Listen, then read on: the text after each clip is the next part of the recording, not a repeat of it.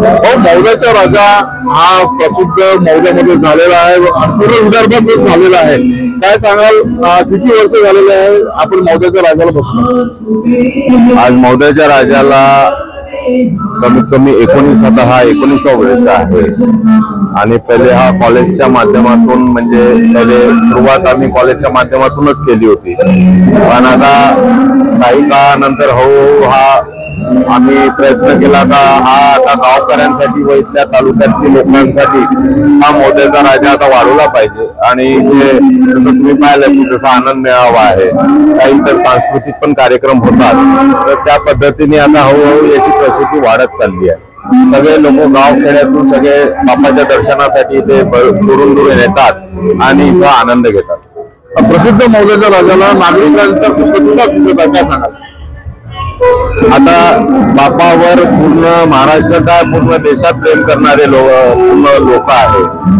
आणि तुम्ही पाहिलं असेल तर सगळ्यात मोठा म्हणजे लोक आतुरतेने बाप्पाची वाट पाहतात.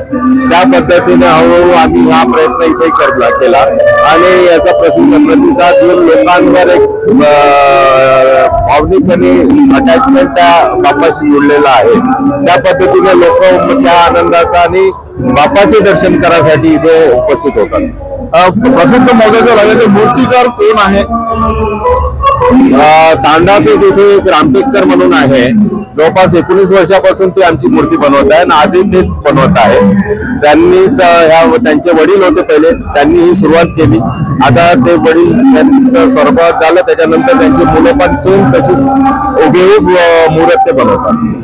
यावरती मौद्याच्या राजाची मूर्तीचा काय हुबेहूब प्रकार आहे आणि मौद्याच्या मूर्तीचं हुबेहूब सारखंच राहते. म्हणजे जसं आपण लालबागचा राजा पाहतो त्याच पद्धतीने आम्ही इथे ही मूर्त तयार करतो, कारागीर तयार करतात सगळी टीम. म्हणून असं काही आम्ही नवीन काही त्याच्यात मूर्त जे आहे ते कारागीर त्याच्या पद्धतीने टाकतात. बाकी असं काही नवीन आम्ही त्याला चेंज नाही करत, एकच पॅटर्न मध्ये ती मूर्ती बनते. यावेळेस मौद्याच्या राजामध्ये भाविकांना काय नवीन मिळणार आहे? भाविकांना बाप्पाचे दर्शन आणि त्यांचा आशीर्वाद सदैव त्यांच्या पाठीशी राहते. त्यांच्यासाठी म्हणजे आनंदाचं आणि सुखमय जीवन जावं हाच आशीर्वाद घ्यायसाठी ते येतात आणि त्यांना तो आशीर्वाद मिळतो. नवीन काय आहे यावेळेस? नवीन काही नाही. नवीन म्हणजे कसं आहे, सांस्कृतिक मंडळ सांस्कृतिक होतातच दिवसभर आणि संध्याकाळी लोक आनंद मेळाव्याचा आनंद व्यक्त करतात. कशा प्रकारची व्यवस्था इथे आपण मौद्याच्या राजाला? आपण पाहिलं असेल रस्त्यापासून इथपर्यंत इथले सगळे आमचे कर्मचारी असतात आणि इथं शासनाकडनं किंवा पोलीस स्टेशनकडनं पण त्यांची चांगली व्यवस्था केली जातात. कुठे कोणाला अडचणी येऊ नये, गाड्यांचं पण पार्किंग व्यवस्थित ते करून घेतात. त्या पद्धतीने इथे लोकांची कधी गैरसोय नाही झाली. बाहेरून येतात एवढ्या गावाकडून, आजही आता उद्यापासून पुन्हा हळूहळू वाढतच जाते. तर लोकांची आजपर्यंत कधी अशी गैरसोय नाही झाली इथे. 10 दिवस हा गणेश उत्सव साजरा करणार आहे, आपला जनतेला काय संदेश आहे?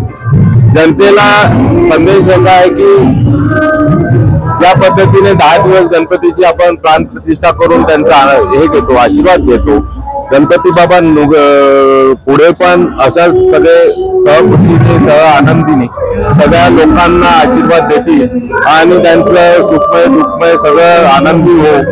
सगळं शेतकऱ्यांना त्यांचं जे काही त्यांच्या मनोकामना त्या पूर्ण होतील, युवकांना त्यांच्या मनोकामना पूर्ण होतील, असाच आशीर्वाद बाप्पाच्या मागे आणि त्यांना आम्ही सांगत आहोत.